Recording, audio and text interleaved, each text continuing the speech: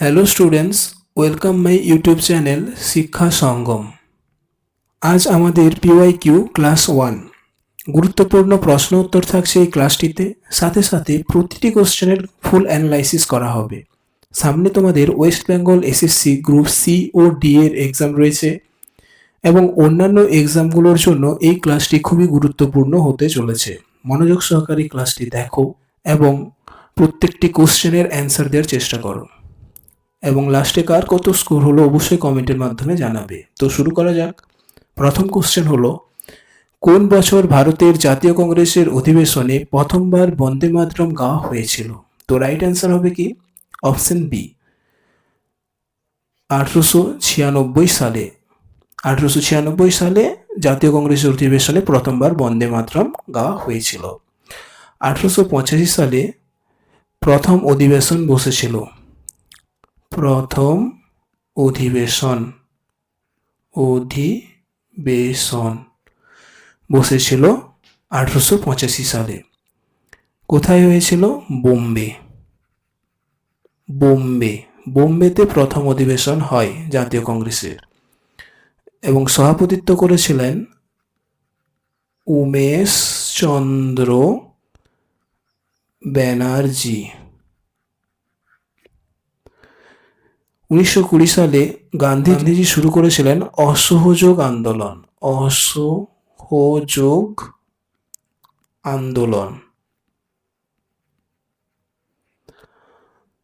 1856 সালে বিধবা বিবাহ আইন পাস হয়। কার সহায়তায়? ঈশ্বরচন্দ্র বিদ্যাসাগরের সহায়তায়। আচ্ছা, আমরা জাতীয় কংগ্রেস সম্পর্কে আরো বেশ কিছু তথ্য জেনে নেব। জাতীয় কংগ্রেসের প্রতিষ্ঠাতা কে ছিলেন? Alan Octavian Hume. আচ্ছা, প্রথম মুসলিম সভাপতি কে হয়েছিলেন? বদর উদ্দিন তৈয়বজি প্রথম মুসলিম সভাপতি হয়েছিলেন জাতীয় কংগ্রেসের। কোন অধিবেশনে? মাদ্রাজ অধিবেশনে 1887 সালে। প্রথম ইংরেজ সভাপতি কে হয়েছিলেন জাতীয় কংগ্রেসের? জর্জ ইউল।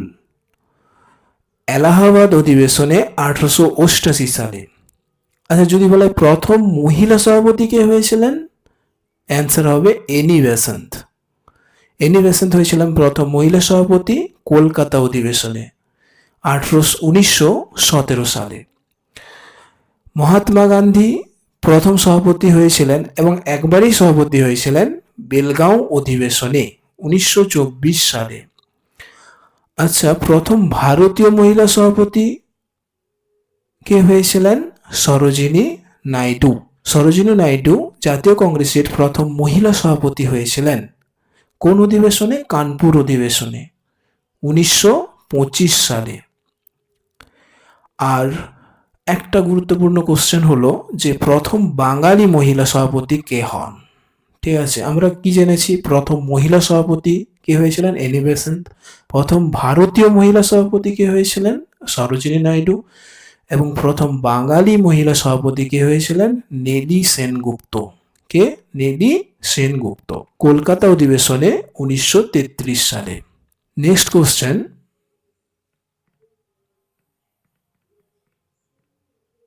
নিচের কোনটি বিশ্বের সর্বাপেক্ষা বৃহত্তম চিনি উৎপাদনকারী দেশ? এটা রিসেন্ট ডব্লিউপি কনস্টেবলে পড়েছিল কোশ্চেনটা। তো সর্বাপেক্ষা বেশি বা বৃহত্তম চিনি উৎপাদনকারী দেশ হলো অপশন সি, ব্রাজিল। ঠিক আছে। কিউবাকে বলা হয় চিনির পাত্র।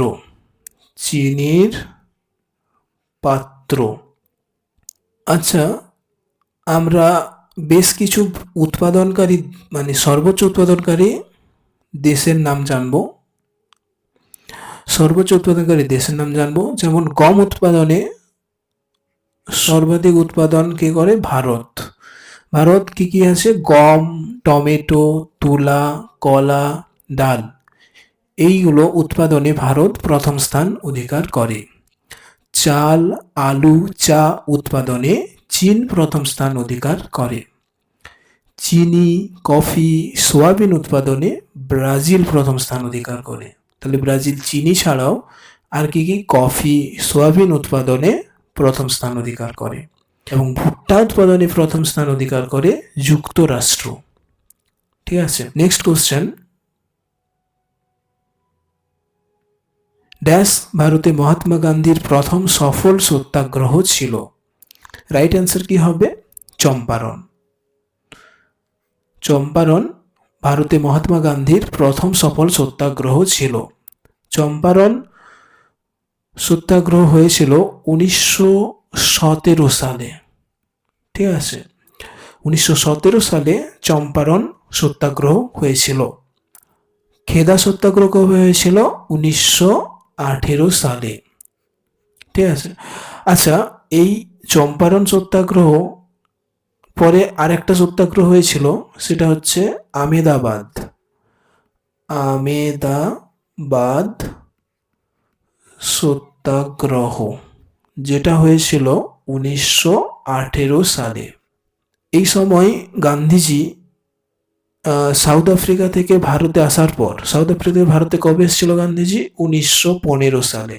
1915 সালে গান্ধীজি সাউথ আফ্রিকা থেকে ভারতে আসার পর এই পরপর 3টি সত্যাগ্রহ আন্দোলন করেছিলেন। ঠিক আছে, আচ্ছা, বরদৌলি সত্যাগ্রহ কবে হয়েছিল? 1928 সালে। ঠিক আছে, 1928 সালে বরদৌলি সত্যাগ্রহ হয়েছিল। নেতৃত্ব দিয়েছিলেন সর্দার বল্লভ ভাই প্যাটেল। তাহলে বরদৌলি সত্যাগ্রহের নেতৃত্ব দিয়েছিলেন সর্দার বল্লভ ভাই প্যাটেল 1928 সালে। লবণ মার্চ হয়েছিল 1930 সালে। তো এই যে 3টা সত্যাগ্রহ পরপর হয়েছিল, এগুলো সম্পর্কে আর একটু ডিটেলস জেনে নেব আমরা। চম্পারণ সত্যাগ্রহ যেটা হয়েছিল 1917 সালে, কোথায় হয়েছিল? বিহারে। এটা কিন্তু খুব গুরুত্বপূর্ণ যে চম্পারণ সত্যাগ্রহ কোথায় হয়েছিল? বিহারে। কার নেতৃত্বে গান্ধীজি আন্দোলন করেছিলেন? রাজকুমার শুক্লা। রাজকুমার শুক্লার নেতৃত্বে গান্ধীজি এই আন্দোলন পরিচালনা করেন। আচ্ছা, চম্পারণ সত্যাগ্রহের কারণ কি? এখানকার নীলকর সাহেবরা 3 কাঠিয়া ব্যবস্থার প্রয়োগ ঘটিয়ে কৃষকদের শোষণ করতে, এই শোষণের বিরুদ্ধে ও নীল চাষের বিরুদ্ধে এই আন্দোলন করেছিলেন। ঠিক আছে, তাহলে এই যে 3 কাঠিয়া ব্যবস্থার প্রয়োগ করে যে কৃষকদের উপর অত্যাচার করা হতো, শোষণ করা হতো, এই শোষণের বিরুদ্ধে, নীল চাষের বিরুদ্ধে এই আন্দোলন করা হয়েছিল। আমেদাবাদ সত্যাগ্রহ হয়েছিল 1918 সালে। এটা হয়েছিল ফেব্রুয়ারির দিকে। ঠিক আছে, এটা কোথায় হয়েছিল? গুজরাট। গুজরাটের হয়েছিল আমেদাবাদ সত্যাগ্রহ। আমেদাবাদ শ্রমিক আন্দোলন হলো গান্ধীজির প্রথম অনশন কর্মসূচি। তাহলে চম্পারণ ছিল প্রথম সত্যাগ্রহ আন্দোলন। ভারতে গান্ধীজির প্রথম সত্যাগ্রহ আন্দোলন ছিল চম্পারণ। কিন্তু যদি বলা হয় প্রথম অনশন কর্মসূচি কি, তাহলে হবে আমেদাবাদ সত্যাগ্রহ। তাহলে গান্ধীজির প্রথম অনশন কর্মসূচি ছিল আমেদাবাদ সত্যাগ্রহ। এটা কিন্তু খুব ইম্পর্টেন্ট। ঠিক আছে, নেক্সট হচ্ছে খেদা সত্যাগ্রহ। খেদা সত্যাগ্রহ কোথায় হয়েছিল? খেদা সত্যাগ্রহ হয়েছিল গুজরাটে। ঠিক আছে, এটাও গুজরাটে হয়েছিল। এটা সম্ভবত হয়েছিল মার্চ মাসের দিকে। মার্চ মাসের দিকে হয়েছিল। ঠিক আছে, কারণ কি ছিল? খাজনা বন্ধ করার জন্য এই আন্দোলন হয়েছিল। এই আন্দোলন ইন্দুলাল যাজ্ঞিক ও মোহনলাল পান্ডের নেতৃত্বে গান্ধীজি এই আন্দোলন পরিচালনা করেন। ঠিক আছে, কার নেতৃত্বে? ইন্দুলাল যাজ্ঞিক ও মোহনলাল পান্ডের নেতৃত্বে গান্ধীজি এই আন্দোলন পরিচালনা করেছিলেন। Next question. এর মধ্যে কোনটি ফতেপুর সিক্রির একটি ঐতিহাসিক স্মৃতিস্তম্ভ নয়? স্মৃতিস্তম্ভ নয়। আচ্ছা, কি অ্যান্সার হবে? অ্যান্সার হবে গোল গম্বুজ। গোল গম্বুজটা তাহলে কোথায় অবস্থিত?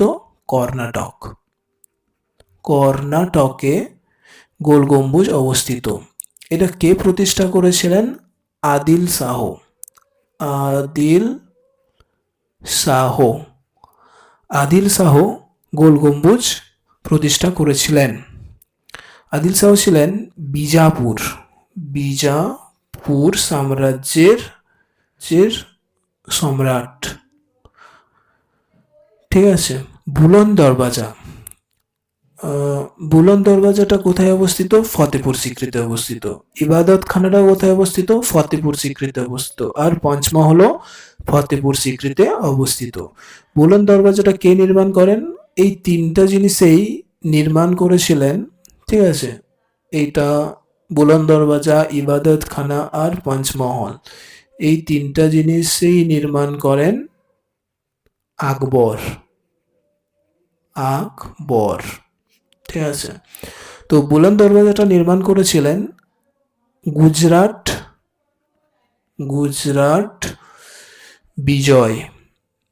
বিজয়ের পর। ফতেপুর সিক্রিতে গুজরাট বিজয়ের পর আকবর বুলন্দ দরওয়াজা নির্মাণ করেছিলেন।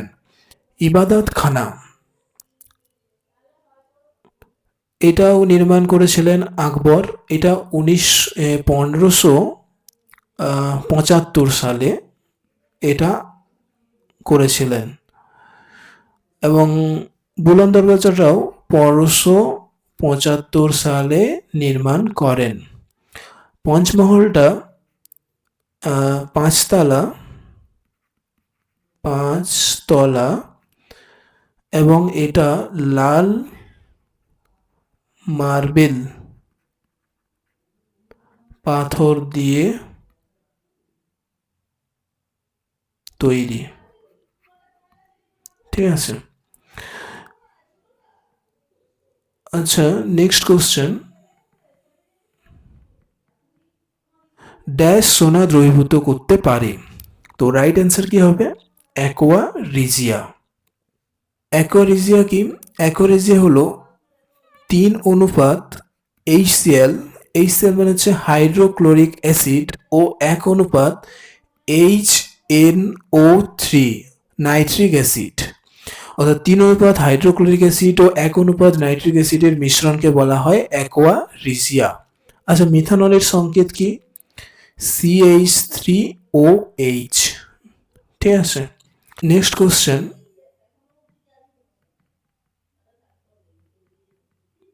শিখদের পঞ্চম কার ধারণ করার নির্দেশ কোন ধর্মগুরু দেন?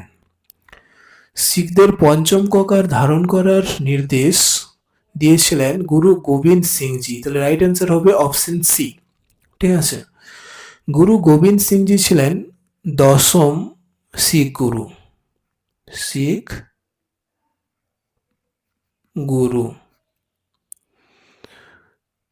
গুরু তেগ বাহাদুর ছিলেন 9ম বা 9th। ঠিক আছে। আর গুরু হরগোবিন্দজি ছিলেন 6 মানে 6ষ্ঠ শিখ গুরু। টোটাল কতজন শিখ গুরু ছিলেন? 10 জন। টোটাল 10 জন শিখ গুরু ছিলেন। তো প্রথম শিখ গুরু কে ছিলেন? প্রথম শিখ গুরু ছিলেন গুরু নানক দেব। গুরু নানক দেব ছিলেন প্রথম শিখ গুরু। ইনি 1469 সালে তালভান্দিতে জন্মগ্রহণ করেছিলেন। ঠিক আছে। এটা তোমাদের মনে রাখতে হবে যে নানক দেব কবে জন্মগ্রহণ করেছিলেন এবং কোথায়। 1469 সালে তালভান্দিতে। আচ্ছা, তার জন্মদিন উপলক্ষে পালন করা হয় গুরুপুরব উৎসব। গুরুপুরব উৎসব তাহলে কার জন্মদিন উপলক্ষে পালন করা হয়? নানক দেব। গুরু অর্জুন দেব ছিলেন পঞ্চম শিখ গুরু। জাহাঙ্গীর তাকে হত্যা করেছিলেন। তাহলে গুরু অর্জুন দেবকে কে হত্যা করেছিলেন? জাহাঙ্গীর। গুরু হরগোবিন্দজি 6ষ্ঠ শিখ গুরু ছিলেন। তিনি অকাল তখ্ত প্রতিষ্ঠা করেছিলেন। আর গুরু তেগ বাহাদুর যাকে ঔরঙ্গজেব, ঠিক আছে, ঔরঙ্গজেব হত্যা করেছিলেন। তাহলে এখানে 10টি শিখ গুরুর মধ্যে 2টো শিখ গুরুকে মোগলরা হত্যা করেছিলেন। তাহলে একজন ছিলেন গুরু অর্জুন দেব যাকে জাহাঙ্গীর হত্যা করেছিলেন, এবং আর একজন ছিলেন গুরু তেগ বাহাদুর যাকে ঔরঙ্গজেব হত্যা করেছিলেন। তাহলে এই দুটো কোশ্চেন কিন্তু তোমরা ভালো করে মনে রাখবে। নেক্সট কোশ্চেন, 1938 সালে সর্বপ্রথম কোন কংগ্রেস অধিবেশনে শ্রী সুভাষচন্দ্র বোস সভাপতিত্ব হন? ঠিক আছে, তো রাইট অ্যান্সার হবে অপশন সি, হরিপুরা।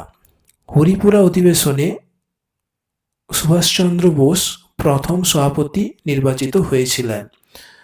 এবং ত্রিপুরী অধিবেশন হয়েছিল 1939 সালে, অর্থাৎ পরের বছর। এখানেও কিন্তু সুভাষচন্দ্র বসু জয়লাভ করেছিলেন। কাকে হারিয়ে? সীতারামায়াকে হারিয়ে সুভাষচন্দ্র বসু এখানে জয়লাভ করেছিলেন। কিন্তু গান্ধীজির মতানৈক্যের জন্য সুভাষচন্দ্র বসুকে সভাপতিত্ব ছেড়ে দিতে হয়েছিল। তো হরিপুরাটা কোথায় অবস্থিত? গুজরাটে অবস্থিত হরিপুরা, এবং ত্রিপুরীটি অবস্থিত মধ্যপ্রদেশে অবস্থিত ত্রিপুরী। এই দুটো জিনিস মনে রাখবে যে হরিপুরাটা কোথায় অবস্থিত? গুজরাটে, আর ত্রিপুরীটা মধ্যপ্রদেশে। নেক্সট কোশ্চেন, নিম্নোক্ত কোন কোষীয় অঙ্গাণুটি প্রোটিন সংশ্লেষে সহায়তা করে? রাইট অ্যান্সার হবে রাইবোজোম। রাইবোজোম প্রোটিন সংশ্লেষে সহায়তা করে, তাই রাইবোজোমকে বলা হয় প্রোটিন ফ্যাক্টরি। ঠিক আছে, লাইসোজোমকে বলা হয় আত্মঘাতী থলি। রাইবোজোম কোথা থেকে সৃষ্টি হয়? নিউক্লিওলাস থেকে।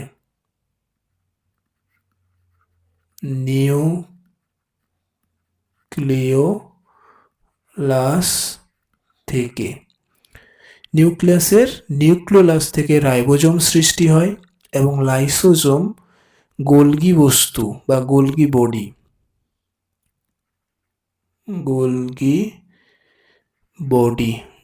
বডি থেকে লাইসোজোম তৈরি হয়। ঠিক আছে, তো নেক্সট কোশ্চেন,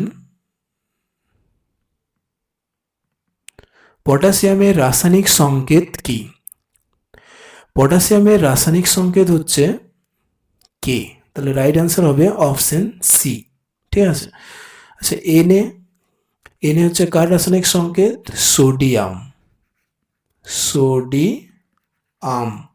সোডিয়ামের রাসায়নিক সংকেত হচ্ছে Na। পি কার রাসায়নিক সংকেত?